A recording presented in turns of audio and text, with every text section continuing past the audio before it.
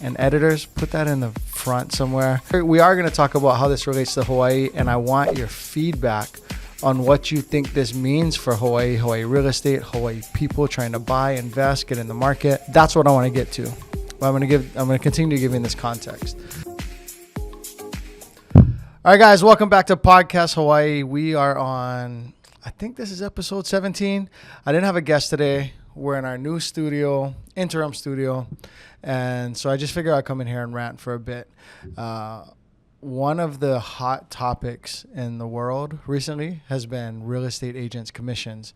And you may or may not have heard our plugs on previous podcasts, but we're sponsored by who? Myself and my team, Core Team Hawaii, brokered by EXP. You can go to coreteamhawaii.com. That's my real estate team. That's what I do full time. And this podcast is a passion project, an outlet, a platform to have conversations in Hawaii. So I wish I had someone with me today. In fact, I wish I had my friend Andre, because I spoke with him yesterday about some other stuff. And he was like, I'm glad that real estate agents aren't going to get paid as much. I want to give you guys some context. So there was this big lawsuit that accused the real estate industry of fixing commissions. And the National Association of Realtors, that's like the big governing body of all the quote unquote realtors, which is just a fancy name for the real estate agents that are a part of this association. So the realtors across the country were supposedly fixing commissions, and sellers shouldn't have to pay commissions. And so it dragged on for a long time. And then the real estate industry felt they were going to lose, so they decided to settle. And so what they've done recently is proposed a $418 million settlement from the National Association of Realtors to, I don't know how it works, to all of the people who jumped in this class action lawsuit. And then other little companies are filing suit and are following suit and settling as well. So it's going to be, pushing $1 billion maybe, I don't know, over $500 million in settlements. And that's not an admission of guilt, because it's not a black and white, like, did you kill the cop or whatever. It's not a black and white thing. But it is an admission that I think they're like, we're going to lose and potentially bankrupt things. So they filed for the settlement. So what does that mean? Well, there's a lot of people in the real estate industry. What we do know that assuming this settlement is accepted and ratified, and it seems like it is going to be, real estate agents will no longer be able to put on the MLS that, when you look at Zillow and all those sites, or even if you go to our site, coreteamhawaii.com, and you go to buy and look at the market, all we're doing is paying a subscription fee to take the information from the MLS. So all these fancy real estate sites, they're a repurposing, a re-syndication of information, repackaging, they have their new aesthetics, and you get used to looking at homes on Zillow, or you get used to looking at homes on realtor.com or whatever. The MLS in Hawaii, that's highcentral.com. The MLS is the actual thing. That's the source of all the information. Everything else is just a copy. But on the MLS, where homes are put for sale, to be sold, agents will no longer be able to say, offering buyers agents 3% commission, 2% commission. They can no longer say that there. That doesn't mean that sellers cannot incentivize agents to bring a buyer and to help get the transaction done and to be a part of the transaction and do the job of an agent, but it can no longer be marketed as such as a fixed rate. That's one. And the second thing we know is that buyer's agent, so if I'm a buyer's agent helping a person buy in Eva Beach or in Palolo or on the North Shore, wherever, I can't go take them around and show them houses unless we have some version of a signed agreement. Now, the local board of realtors or HAR, Association of Realtors, might put together a document that we all have to use, and or the brokerages might have their documents. It's yet to be known exactly how that's going to go, but we already have a buyer's rep agreement, and that So for now, that's what we'll be using. That buyer's rep agreement has to be signed, or I can't take you to go see a house. Inherently, that's not a bad thing. Like if you're going to use my time, right, and I'm going to invest energy in you, and now we have some agreement. Now, does that mean that the agreement has to be forever? No. There can be an agreement for a day. There'll probably be multiple versions. Like if I just met you on the street and you're like, hey, I want to go see this house. Like, oh, let's go see it. What right do I have to lock you in for a year right in that moment to be beholden to me, stuck with me as your agent? Now, if I'm going to have my assistant call neighborhoods and we're going to invest money in sending postcards and knock on doors and we're going to put all this effort into you, then it makes sense that there'd be a different structured agreement, right? I'm always fine with what makes business sense. So those are the two things. Again, let me recap. The commissions will no longer be advertised, if any. Doesn't have to be any commissions. Never did, by the way. I'll get to that. But if there are commissions being offered, they will not be advertised on the MLS. And 2, there will be an agreement when you go and show buyers. Now, what is so controversial and sensational about that? I don't know really, but people who stand to make money when you click on things are going to put sensationalized headlines. People who stand to make money for real estate agents buying courses because they're afraid of this new market, but I got this course that's going to teach you how to navigate the new market. Well, they're going to kind of be hyperbolic and sensationalize things as well. People who just want attention or just like to act like they know and they don't know, sensationalize. It is not true that buyers' agents' commissions are going away. It is not true that sellers can no longer pay for a buyer's agent to participate and incentivize a buyer's agent to be a part of the deal. I want to start there. So builders in 2009, 10, 11, well, actually, builders today, they don't have to pay buyer's agents. They're builders, for God's sake. They're Gentry in Hawaii. They're Castle and Cook in Hawaii. D.R. Horton, the biggest builder across America, coming to Hawaii to build Ho'opili. They don't have to pay buyer's agents commissions, but they do because it makes business sense. You think that this huge billion-dollar builder corporation, I don't know how much D.R. Horton's actually worth, but I assume it's $1 billion. Do you think that they would really pay buyer's agents a fee if they didn't feel it made business sense for them? It's rhetorical. Local builders. Now, Castle and Cook pays even less. Coral Ridge, they'll pay 1%. Recently, my agent, my partner, my teammate, Mahe, we had buyers committed to and they had secured a home in Ho'opili. This is a new D.R. Horton builder in Eva. We get 2% on those homes. She just knew that Coral Ridge was going to be better. She's like, I know they're going to like Coral Ridge better. We get 1% on Coral Ridge. 2 versus 1. She pushed them to the 1% because she knew it was going to be right for them. That's how we operate. If every deal in the whole year were 1%, then we probably got to rethink our business and if it makes sense to stay doing real estate. But we know that the average across the board is going to make sense and be profitable on the year. And if this client wants this home that we make less on, we're going to push them in that direction. So that's just a humble, not so humble flex that our team is awesome. But also, when commissions are more standardized, we don't need to steer you to the 2% just to make 1% more commission. Like, who cares? We'll make it up on the next one or whatever. We're going to point you towards what's best for you. So, where was I? So commissions aren't going away, and builders still pay to this day. They're not a part of the NAR, the National Association of Realtors. They don't run the MLS or anything, but they still pay commissions because it makes business sense for them. In 2009, 10, builders were giving extra money to agents. So not only were they paying the 1%, 2%, 3%, they'd say, like, I'll give you 5% if you're able to facilitate the sale of this home. And so point is it still makes business sense for a seller to incentivize a buyer's agent. Now, let me know in the comments if you're watching this on YouTube. If this is a clip on Instagram, let me know in the comments. Do you think no? As a seller, I don't need to pay a buyer's agent. I don't care about a buyer's agent. Blah blah blah. Well, this is one thing. Unintended consequences of this whole thing are that steering an agent's personal bias is going to go up, and lawsuits would go up.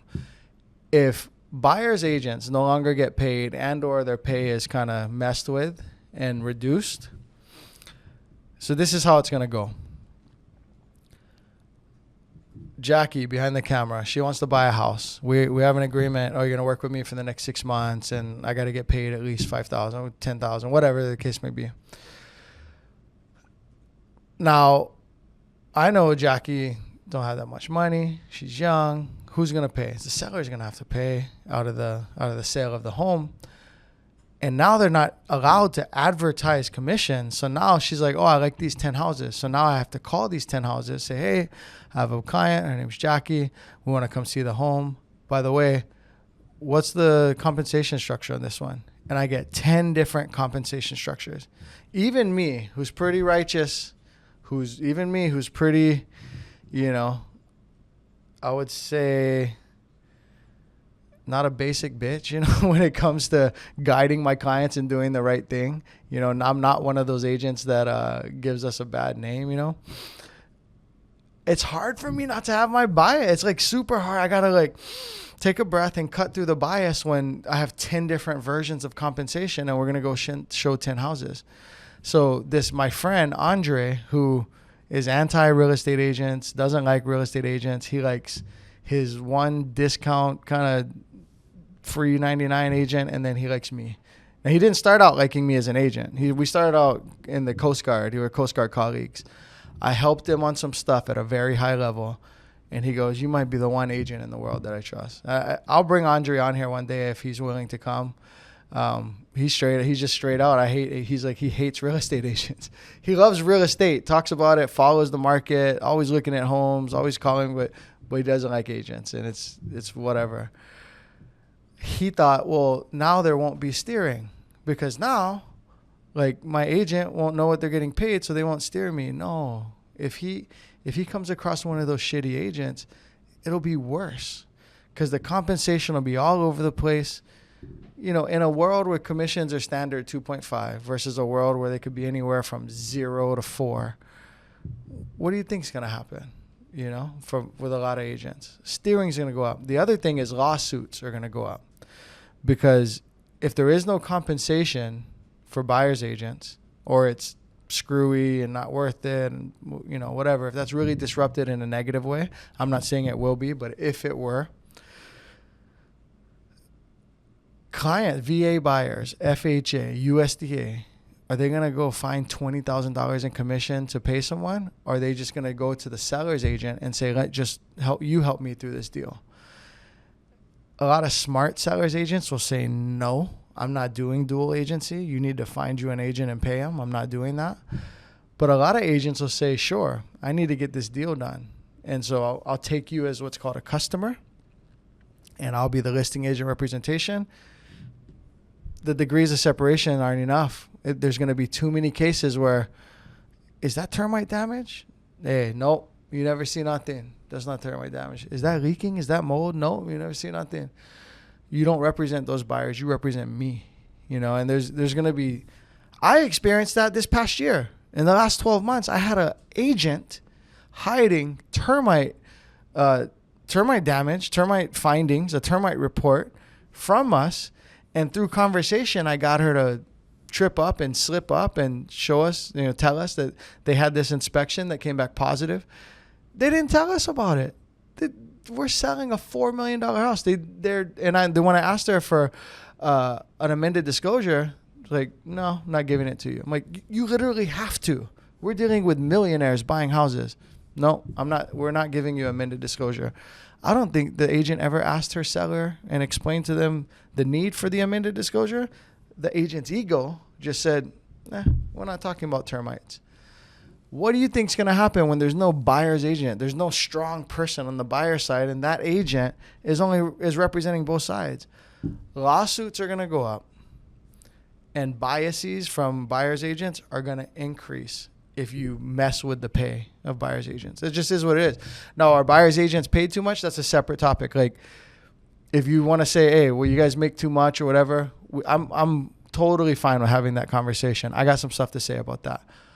But regardless of that, if you disincentivize buyer's agents and have less of them and less quality, less skilled, I mean, let's keep it real. We could have already, it would have been already nice to have a better average skill across the board in this industry. If you want to reduce that through disincentivizing people, lawsuits, biases, and steering, it would increase.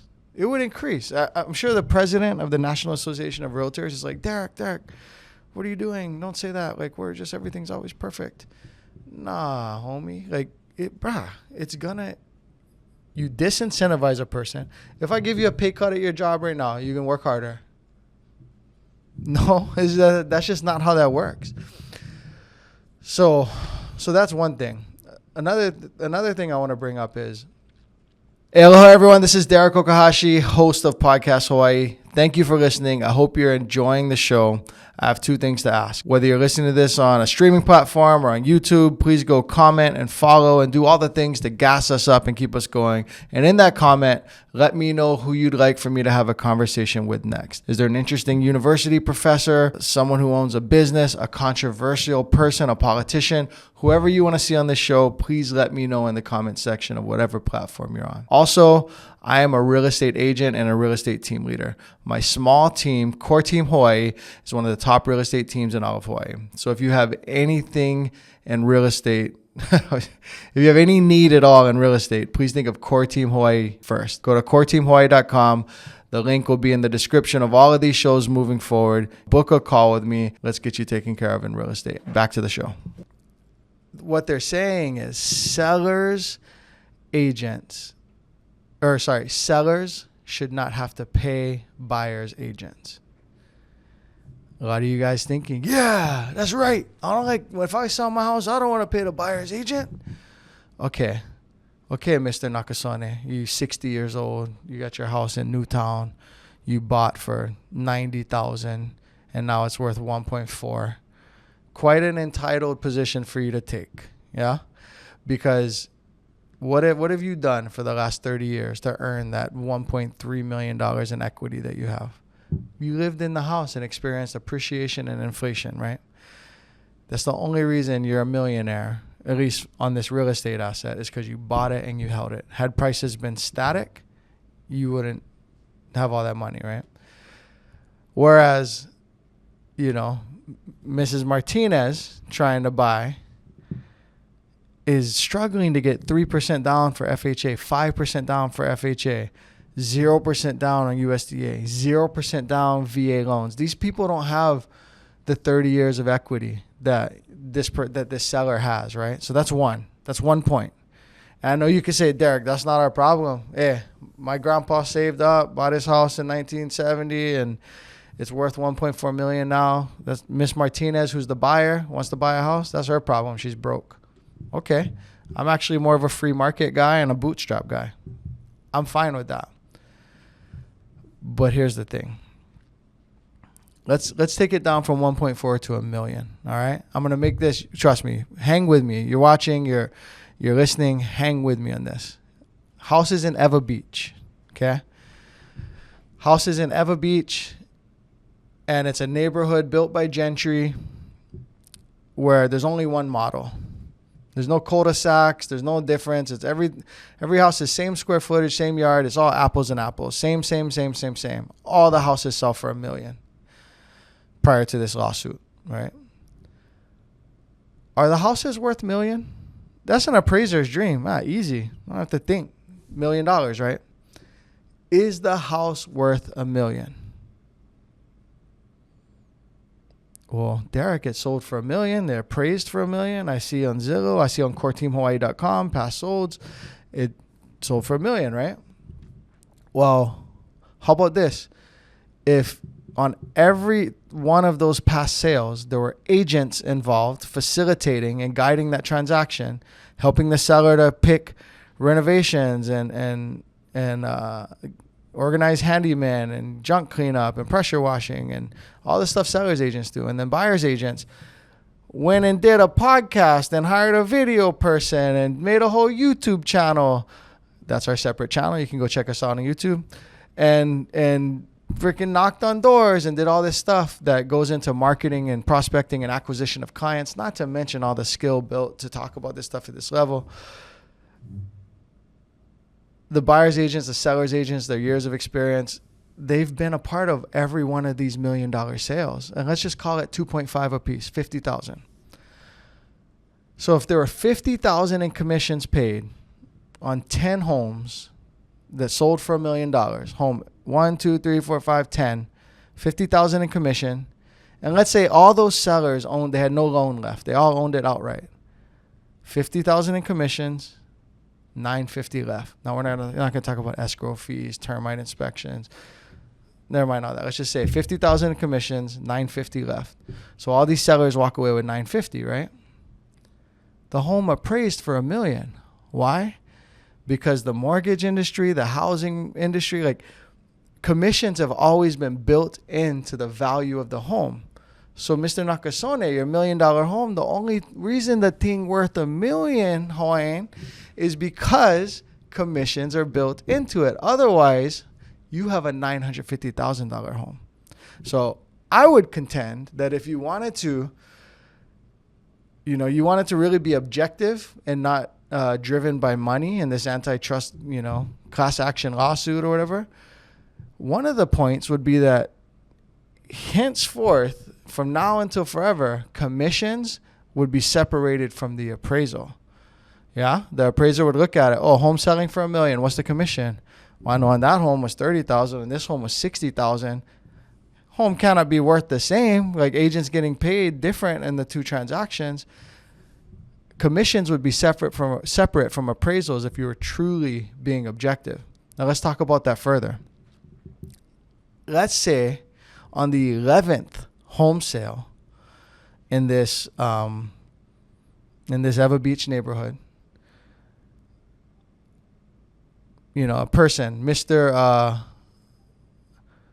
Kamakaviva Ole, yeah, Mrs. Kamakaviva Ole, she owns the house, and she's gonna sell it to a person that she found. Had these people driving around. Oh, we're just looking around. We're looking around and thinking of buying a house in here. Oh yeah, you can buy mine. This is the 11th sale for $1 million, right? Post lawsuit, right? Post settlement, and they put the deal together off market. No commissions involved. Okay?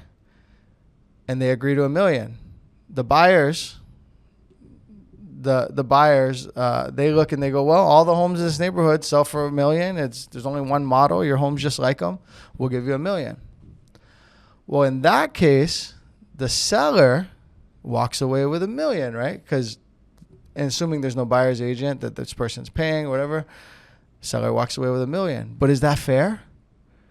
Because all the other sellers only walked away with $950. This seller gets $1 million. I don't know. You tell me. Should they split the difference? Should they do $975?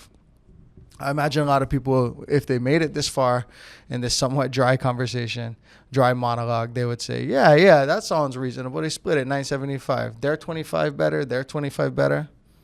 Okay.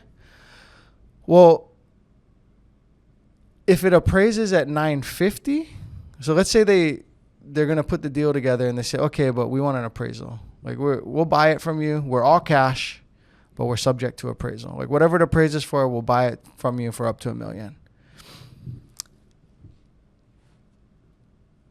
If the home appraises at $950, yeah, okay, let's follow me. If the home were to appraise at $950, and now let's bring real estate agents in. We'll bring 2 real estate agents in. Seller's agent, buyer's agent. I bet you that sucked in the audio. But if you bring 2 real estate agents in after appraisal, and they got to get paid $50,000, $25,000 a piece.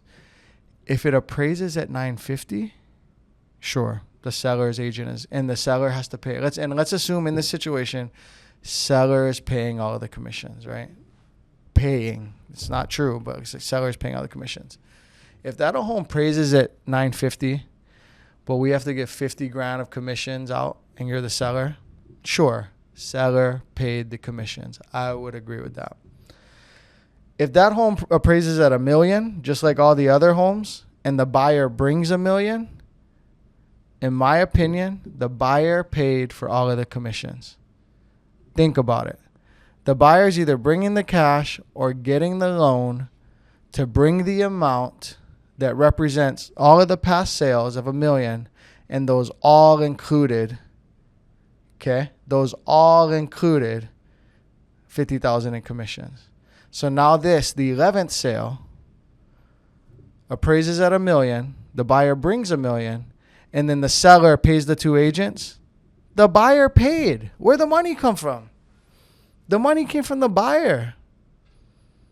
So this idea that, sellers are getting ripped off, sellers have to pay buyer's agents.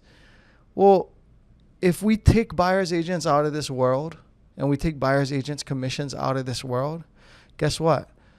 Those $1 million homes, and assume we're in a static market, like no inflation appreciation, no interest rate change, those $1 million homes start to appraise for less, and they're going to appraise for like 2 to 4% less, because now all of a sudden there's money missing from the equation. The only reason the sellers were ever able to charge $1 million was because commissions were built in. So therefore, the buyers always paid all of the commission. Now, they don't think about it like that, yeah, because it's not on the buyer's settlement statement. The buyer doesn't see, coming from me is 25 to seller's agent, 25 to buyer's agent. But very well could have been like that all this time. The money originated from the buyer. Mr. Nakasone selling, or Mrs. Kamakaviva Ole selling a $1 million house. All she has is a house. The house is nothing until you bring cash, until you bring a buyer. It's just a house. You just live in it, roof, okay? Until you liquidate it, make it liquid and get money for it, it's just a house. And who brought the money? The buyer brought the money. So the buyer always paid for all of the commissions, in my opinion, if that thing is appraising at a level that involves commissions. So I'm not mad at wanting to make the market more free and separate, commissions between buyers, sellers, whatever. But it has to appraise in such a way that the value does not include the commissions, because what ends up happening is buyer gets double screwed now. Buyer pays $1 million, has to pay an agent, because let's just keep it real. Most people are not going to figure out how to buy and sell a $1 million house by themselves. They don't even want to. Most. I guarantee you're going to have people in the comments, bruh, so easy. Anybody can do what you do. Okay, well, come get rich and retire in 2 years. I don't see that happening. I know what my expenses look like. I know what my profit and loss statement looks like. But if you think so easy, then come in the industry, kill, slay, then retire. If so easy. If it were so easy and lucrative, you couldn't stay away. That's the fact of the matter of it. If right now they were like, hey, if you dye your hair green, well, maybe that's not a good one for me. If you wear green wigs, you get paid $1 million. I'll wear green wigs. So easy. If selling homes is so easy for you to go be a millionaire, you would come do it. But it's not that easy. I'm not like trying to pick a fight with my fans and my clients who might watch this, but in summary, it's always made business sense to have two agents. Now, there are times where I do a deal and I'm like, bro, that was pretty easy and I got paid pretty well. Sure. Are there times last year where I spent probably 60 hours, hired an attorney, stayed up until the middle of the night, documenting, writing emails, avoiding litigation? Yeah. Are there times where I've taken one on the nose and lost money, but for the benefit of my clients? Yeah. You were always able to do whatever you wanted when selling your house and buying your house. If you want to sell your truck right now, you have an F-150, you want to sell it, no one says you have to do it on Facebook Marketplace. No one says you have to do it on cars.com. No one says you have to sell it on Craigslist. You sell it wherever you want. If you have a house to sell, no one says you have to pick an agent that's with a brokerage that requires 6% total. No one says you have to put it on the MLS even. You can market your home yourself. You can make postcards, send them out to the neighborhood. Guess what? This is Derek at 123 Main Street. I'm selling my house. Do you have any people that might want to be your new neighbor and choose my house? Do you want to come see my house? Click on this link. No one's saying you cannot do that. Go do it. I'll help you actually. If you want to sell your house, I'll make you this promise. If you want to sell your house and you have questions about how to market it, how to get those postcards going, I have a website I can provide to you. Hit me up. Do it yourself if you want to. Yeah? If you wanted to buy a house in the past, you could have always went direct to the agent and said, look, I know I'm not a realtor. I know I'm not an agent who's passed the class and all that. But I've spent hours studying this contract. I've taken courses, not the official courses, but I've bought courses online. I've figured it out. I've paid agents to mentor me or real estate attorneys to coach me or whatever. I'm writing you an offer for this $1 million house, but that $25,000 commission that a buyer's agent would have gotten, I want that as a price reduction. So here's $1 million with a $25,000 buyer credit to me because I'm representing myself. Who said you cannot do that? You could always done that. So is the lawsuit that, realtors, you guys suck. We you big bad people, you suck. But we want you to work for us. But we don't want to pay you. But we're going to fix the way you can get paid. But we really need you. You could always sold your truck however you want to sell it. You could always sell your house however you want to sell it. When you go to buy, in California, I'm stupid. I was dumb. I went to buy my van back in 2016, and I spent all this time. I spent 2 weeks driving around, kids eating musubis. No, it probably wasn't musubi in California, but kids eating tacos in the back of the truck, and I'm going to haggle, negotiate, get the best deal. I met this broker guy who brokers cars and just has relationships with all the dealerships. But I'm too hard-headed. After 2 weeks of tens of hours and just a bunch of stress, I ended up buying a van for $300 more than he could have just got it from me in day one. And I got the best deal possible. I forgot I had a friend who owns a body shop. And he owns a body shop. And he's like, why didn't you hit me up? I could have just introduced you to my guy at Honda. I was like, forgot. Gave me the best deal I found in those 2 weeks. The broker called me, Derek, just wondering how you're doing. I was like, I bought a van. He's like, how much you pay? He's like, bruh, $300. I was like $300, $400, or $500. I could have got it for you 2 weeks ago, no stress, delivered to your door for that. And there was meat on the bone for him to get paid. All right? Hiring professionals who do a thing every day can make a lot of sense. And if you want to buy on your own and you don't want to use an agent, you can hit me up.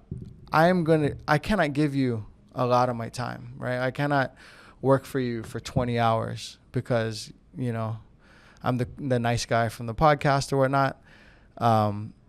If you want to sell your home, I cannot do your open houses and print your stuff and pay for your postcards and pay for your sign you want to put out front and do all this stuff for free, right? But if you want to sell, you want to buy, you have a few questions, hit me up. I apply, Well, two things. One, I'm more of a free market capitalist type person. So if you can achieve that on your own, hats off to you. Got a guy named Doug. Shout outs to Doug Norman. He's bought and sold all of his homes himself. He's a big fan of me. He refers me to people because he knows they don't want that smoke. They don't want to deal with selling and buying. So you should call Derek. But himself, he does it himself. Doug's very capable and he wants that smoke, He has the grit and the gumption to go and do that. You can buy and sell on your own. I will celebrate you and applaud you. If I'm being transparent, right? Like I always try to be. I know that if 10 people call me if 20 people, if 100, there is some percentage of conversion that it's going to be, oh, Derek was that nice guy. He authentically was like, yeah, go sell it. Go buy yourself. Like, here, I got some resources for you. I'll help you. I know that a percentage that is profitable enough for me is going to make sense. That some people are going to call me back and say, bro, you were so like upfront and real and authentic and pono about things. You gave me tips on how to sell my home, but it's not selling. You know, you gave me tips on how I could go and buy. But Derek, I tell you what, I went to the open house. I want to buy this home, but I looked at the 14-page purchase contract, the as-is addendum, the VA clause, the lead-based paint. Like, I'm in over my head here. You know, there ends up being 20-something pages. This brokerage has their affiliated business agreement. I'm not exactly sure what it means. It shows that their inspectors and their bank, their lender, and all these companies, the surveyor might be owned by the selling brokerage. So, Derek, the person doing the survey of the land is also that company's owned by the brokerage that's selling the home too. Like, that's not good, right? What do I do? Enough people are going to say, you know what, Derek, can your team just help us out? And then we're going to figure something out, make business sense, and we're going to do business together. We're going to take super good care of you, be upfront and skilled and authentic the whole time. So this notion, here's another thing in summary and in closing. I'm not afraid. I'm not afraid of this potential change that's going to come to our industry. And also, the headlines are just not real. I have friends reaching out, Derek, and part of me doing this podcast, one, we didn't have a guest today. We haven't shot in a few weeks. And I was like, you know what? I got to rant because my friend Andre, we just had like a big conversation about this yesterday. And Andre, he was like, oh, I never thought about how the appraisals had always had the commissions tied in. And I guess as a buyer, I was always paying the commissions. I never thought of it like that. But in the end, he's like, you know what, bro, I'm just anti-realtors. I don't like them. So I had this big conversation yesterday. We didn't have a guest today. But the other thing is I'll have this video to send out to clients, to inbound clients, to new clients, and to, to people that are already in our world. And I'll get their take on this. So, yeah, those are the motivations for that. Last, I want to ask questions. You know, if you made it this far, wow, thank you. And editors, you're going to put this in the front too to cue people up to stay till the end. But I want to know, if you were buying a house, do you want to do it without an agent? Like, do you want to buy a house with no agent? If you are selling a house, do you want to sell your home with no agent? Now, what you pay your seller's agent as the seller had always been negotiable. Yeah. But what buyer's agents were getting paid was not as clearly negotiable. It still always was. You could have always used an agent and said, hey, if I buy with you, I want you to credit me back some of your commission, you know, and do a math equation to say, I control what you get paid. That was always possible. I typically don't work with those people. There's just not enough meat left on the bone. The way we do business, we have video people I have to pay. I have the team leader who, you know, has expenses for offices and technology and all this stuff. Assistants, you know, I have 3 employees that support our team. Then the buyer's agent, who's boots on the ground, doing a lot of the lifting until this really complex stuff, and then where I jump in. And sometimes I help the buyers and sellers, or sellers I'm always helping directly. Buyers, there's a percentage of them I just help directly to when it makes sense as well and when it fits. When a person comes and is like, hey, you would have gotten 10,000, but I want you to give me 4,000 back or whatever. We just simply say no, and then but we're not mad. You know, do what you know. If that's what you're looking for and you don't see the value, then by all means go find someone who will do that. But that doesn't make business sense for us because there has to be meat left on the bone for us to pay for this whole business. Yeah. So fees were always negotiable. That's one point. And businesses, now I get it. Your auntie's a realtor, okay? Like your auntie's a realtor, and she can do them. She can do them for 2%. Nah. Well, Your auntie no more expenses, yeah, because your auntie also work at the city and county. Your auntie's also a GS7. Your auntie also she no work and she just play pickleball and occasionally she sells your house. So yeah, she has no expenses, but or it could be your uncle. I don't want to be sexist, right? Your uncle Jerry. He only go bowling. He don't do nothing except for the 2 houses he sell each year. Well, that person doesn't have expenses. They also don't have their pulse on the market. They're also not just obsessed and nuanced and just not as skilled. This is what it is. You can't sell 2 houses a year and be as skilled as someone who sells 20. Can't sell 2 houses a year and be as in step with the market and the interest rate changes and how offers as someone who's putting together 2 escrows a week. It's just not possible. And businesses have to make money. So an agent that is either a part of or owns a real business, I want you to think of it like this too. And this is a thing I hope I can impart. This is a thing I'm going to have to impart on people moving forward.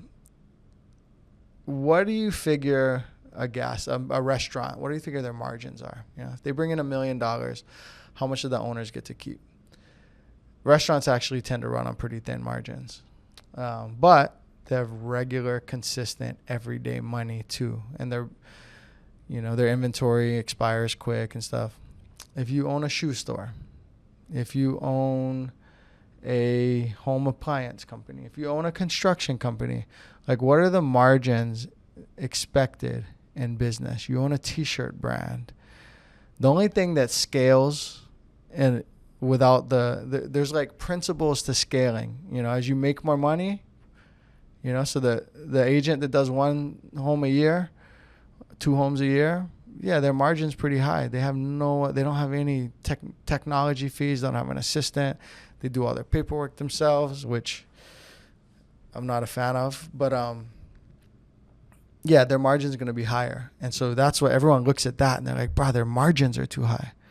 When agents come into our world and experience our business model and our assistants and our agents and stuff, they may not like be business people thinking about margins, but they understand like, wow, a lot goes into this. And so we don't get questioned on commissions the same way that some other agents do. But I can see why someone like a two agent a year uncle, why they're like questioning, bro, why'd you get 20 grand? Like, whoa. When they experience, when you go to get your oil changed and it's $80 and the thing only took 15 minutes, you go, bro, 80, they're $320 an hour. No, like you understand the lease for this, auto shop costs a lot of money. The lifts, the employees, the insurance coverage, the oil, like it all. You understand there's a big business operation. It is what it is.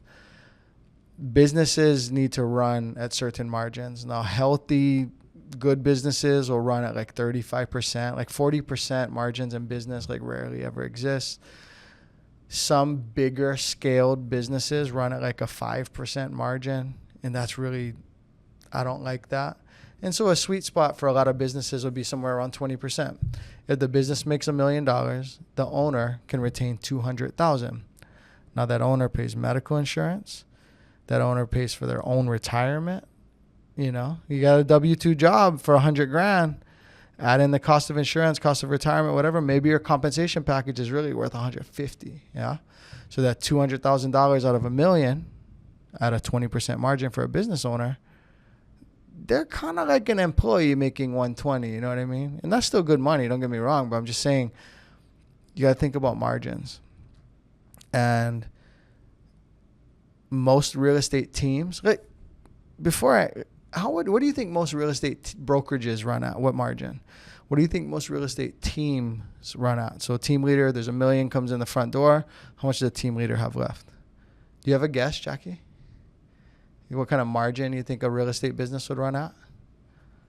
No, I'm not talking about flippers, wholesalers, different corner of real estate. I'm talking about traditional, vocational, retail realtors, like a business, like Core Team Hawaii. Like what do they run at? I'm asking our media person. I don't even know like the average ballpark. Out of every dollar, how many cents do you think the owner gets to keep?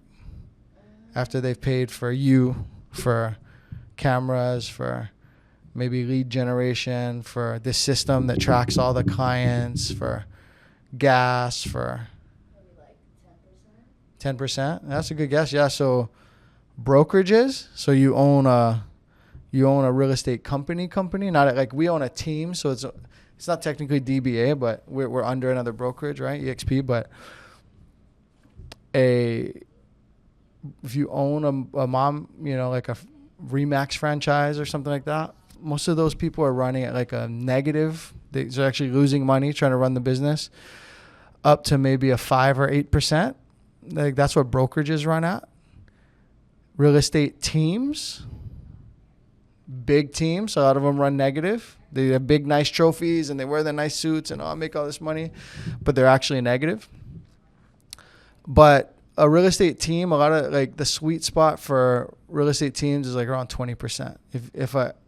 If a team is actually doing 20%, they're doing better than most. Most teams are more at like 5, 10, maybe 15.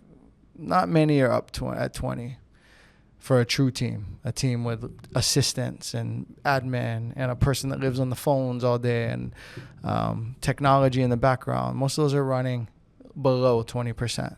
Yeah. A lot of construction companies running at like 5 to 20%, depending on how big and how scaled, right?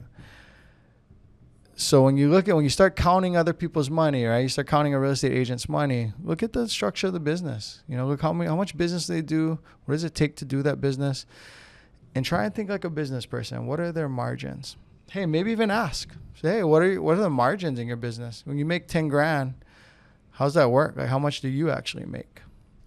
What I can tell you is most agents aren't going to know, because we are scattered, chaotic people by nature. If we can sell and do the things that agents do, we tend to be not very organized. So it can take years of effort in trying to get structure behind your business, and getting P&L statements and all that. But I guess what I say is, on average, real estate agents aren't overpaid. And I'm a fairly new agent. I've owned other businesses. What I would say is I'm not a realtor in business. I'm a business person in real estate. And I've owned an x-ray staffing company. I've owned a jiu-jitsu brand and business. I've owned, what was my other, I had another business. And so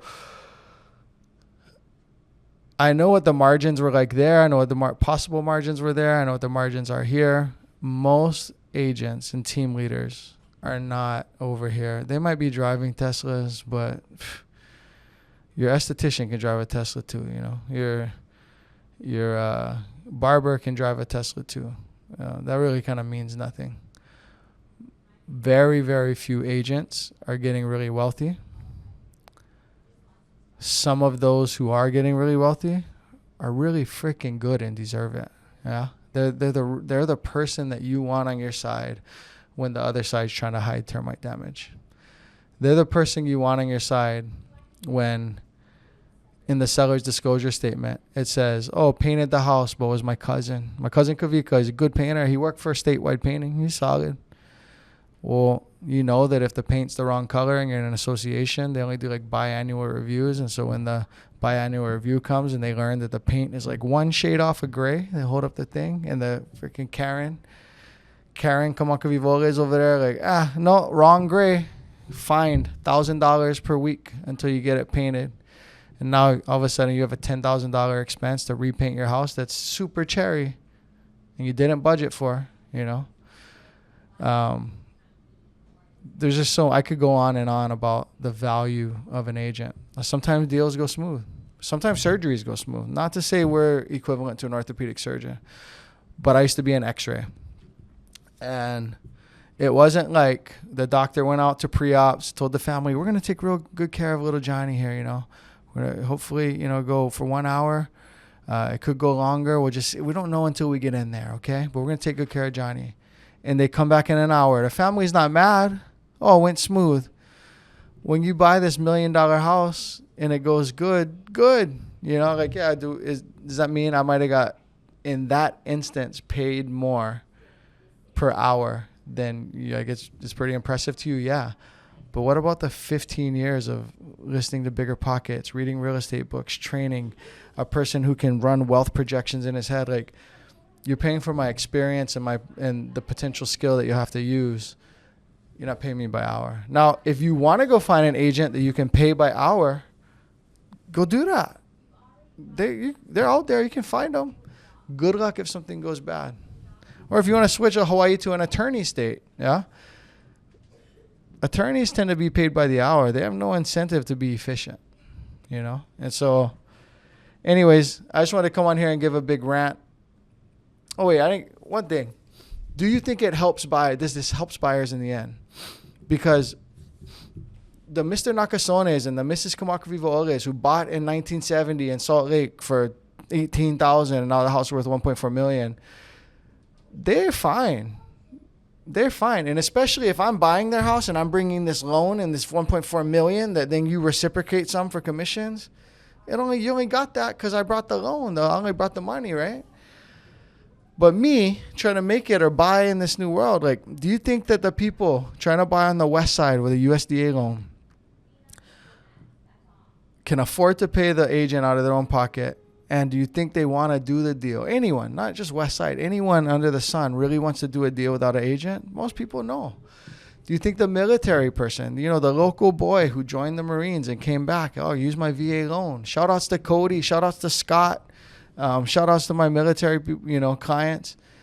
Do you think that, and local boys, these are local boys buying in Hawaii, right? Do you think that they would rather it be structured like, okay, just let the home appraise for $1 million. I could bring the loan for $1 million, then they can pay the buyer's agent. They would rather that situation. The people trying to break into the market. And if you sit out of the market, it's very damaging. It's very damaging to sit out of the market. I rented until I was 36. If you sit out of the market, it's not good for you.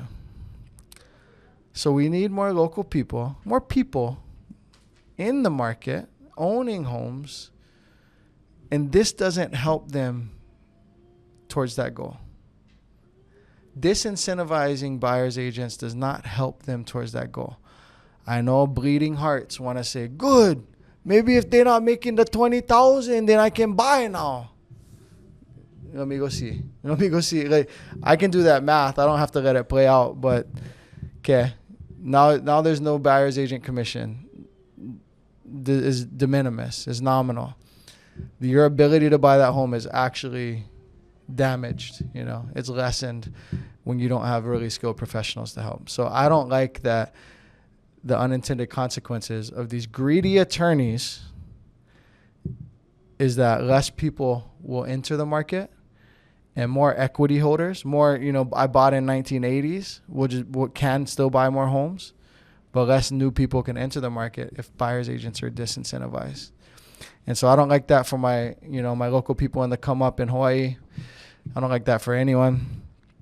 And government loan products, which typically means less money down, are a lot of the industry in Hawaii. I don't know what the stats are. Probably 50 between VA, FHA, USDA, and then some other 2 or 3K things, whatever. It's probably like half the loans in Hawaii are people with not much money.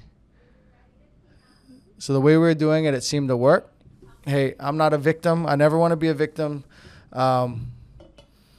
So we'll figure it out. My team is skilled, authentic. We have clients that come in that are freaking amazing. And so I'm not really worried. We're going to figure it out. If there's anything to even figure out, might not be anything to figure out, but if there is a huge change in how business is done, we will figure it out. We'll help our people. And yeah, I'd love to know your thoughts. I'd love to know what you think. I'd love to know if you're like, Derek, I was your fan. I listened to your YouTube for real estate, moving to Hawaii. I listened to this podcast, Hawaii, but you lost me on this one. Well, at least tell me goodbye. I'd like to know what your thoughts are and why I lost you.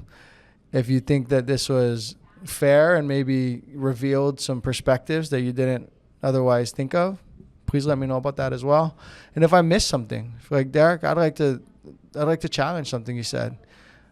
I think the way the money flows, whatever. Please let me know that as well. So we'll be back with guests on the next episode. This was a recent hot topic. And I'm actually a real estate guy doing podcasts because it's something I always dreamed of. When I move back home, I wanted to like be like the Joe Rogan of Hawaii. So I got his haircut. I don't quite have his podcast, but hit like, subscribe, comment, and help gas us up. Aloha, guys.